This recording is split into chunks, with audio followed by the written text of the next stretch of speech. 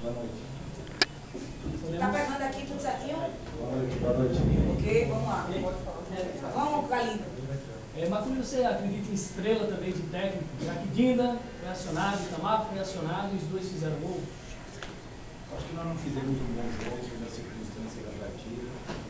Poderíamos ter o jogo com mais tranquilidade, né? Mas felizmente aqueles que entraram conseguiram decidir a partida.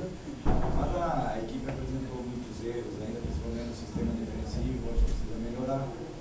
E um jogador a mais era necessário, nós trabalhamos a bola pelo lado.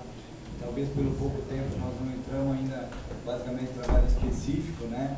E muitos passes errados.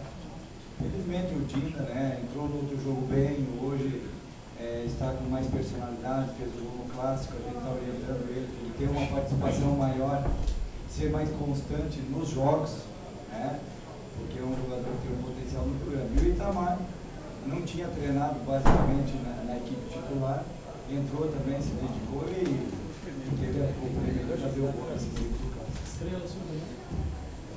Não, eu acho que a gente procurou fazer uma leitura boa do jogo, né? A necessidade de colocar mais jogadores. Nós tínhamos uma proposta inicial e com a expulsão do Alex Xavier nós tivemos que mudar tudo, né? E o Santa Cruz com seus jogadores de velocidade e de drible, ficou difícil o jogo, eles conseguiram envolver os homens de contenção e principalmente os homens de defesa e chegaram com uma certa facilidade no nosso gol. Então são situações que eu acho que a vitória não pode encobrir, tem que ter essa consciência. Infelizmente tem jogadores, né, que poderão jogar já no domingo, perdemos jogadores agora.